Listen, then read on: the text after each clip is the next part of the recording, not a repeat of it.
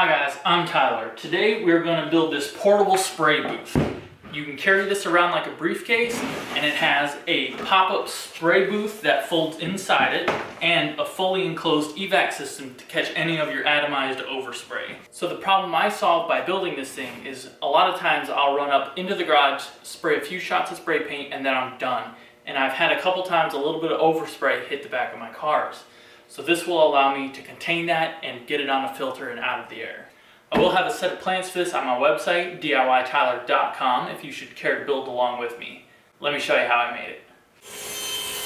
This build can be divided into two parts: the box that holds the fan and filter, and then the spray booth section that folds up. To begin, I am cutting all the parts for the box and the parts that hold the fan and filter in place on the table saw. I am using my plans to cut to the proper dimensions, and the chop saw to cut the appropriate parts to the proper length.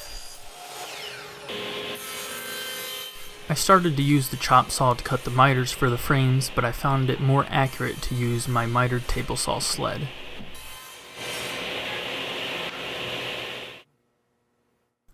I first assembled the two frames that hold the fan and the filter in place. You need to have these dry and sturdy before you are able to assemble the box.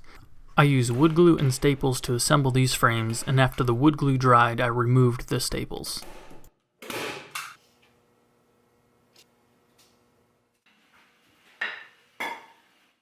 and assembled the box around the frame that holds the fan in place using wood glue and brad nails.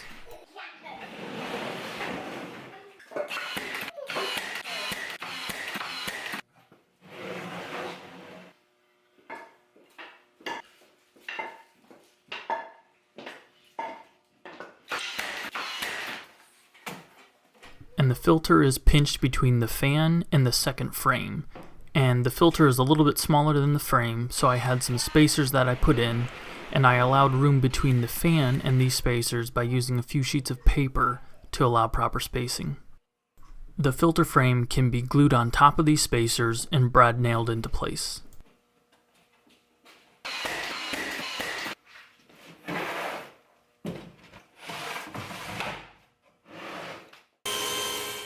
The parts for the pop-up spray booth I cut on the table saw. This is all 1/4 inch MDF, and I cut to size using my plans.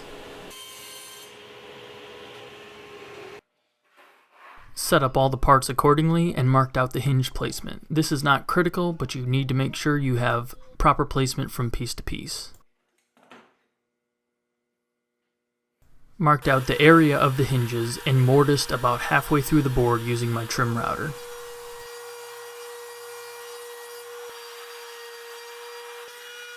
You will also need to add a mortise on the fan frame where the hinge mechanism attaches. The bottom of the pop-up booth requires the most work. You need to glue on 2 pieces, and I did this using wood glue and clamps. 1, 2, 3, 4, 5, 6, 7. Good job.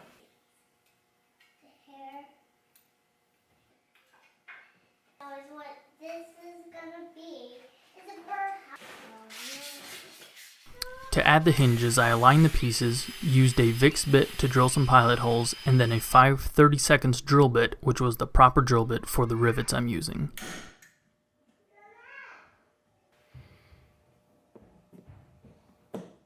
Riveted all the hinges into place, and then used an angle grinder to knock down the rivets on the inside of the hinge so that it could close properly. To bolt the whole pop-up section to the frame, I stood it inside, marked my holes, and then screwed the hinges into place. Made this little latch to hold the pop-up section into place when you're carrying the whole booth around.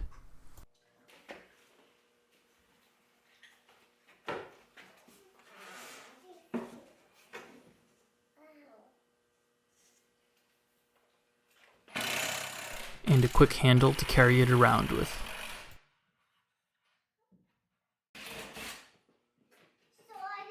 The box fan I am using I got at a resale shop for about $6. I am moving the cord from its usual spot and drilled a hole in the top corner so that I can put the fan in sideways in my spray booth and not be required to remove the handle. strung the cord through the new hole, and I did add some duct tape to insulate it. I did have to use a utility knife to knock the back edge off the filter, and it still was a tight squeeze, so I added the filter and fan at the same time.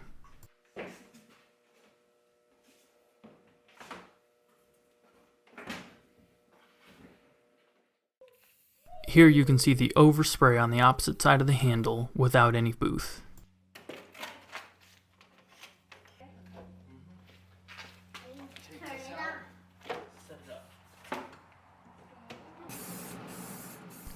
This is with the evacuation fan running, and you can see right here all of the overspray that was caught in the filter.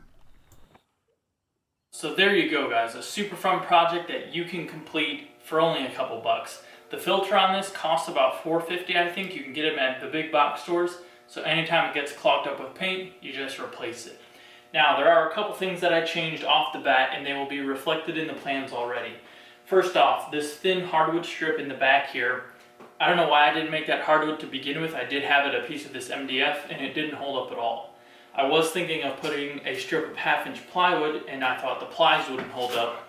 I don't know why I didn't originally think hardwood. So that's in there, and it's working out great. On the inside, I took a piece of Velcro and riveted it in place so that this wall will not overextend. I also added 2 neodymium magnets in the top here to just hold everything in place, so if you bump it with your elbow, it won't take the entire thing apart. I hope you guys enjoyed this build. Please hammer that thumbs up button if you did, and please subscribe so you always see a new project that we put out. I'm DIYTyler. You guys have a good one.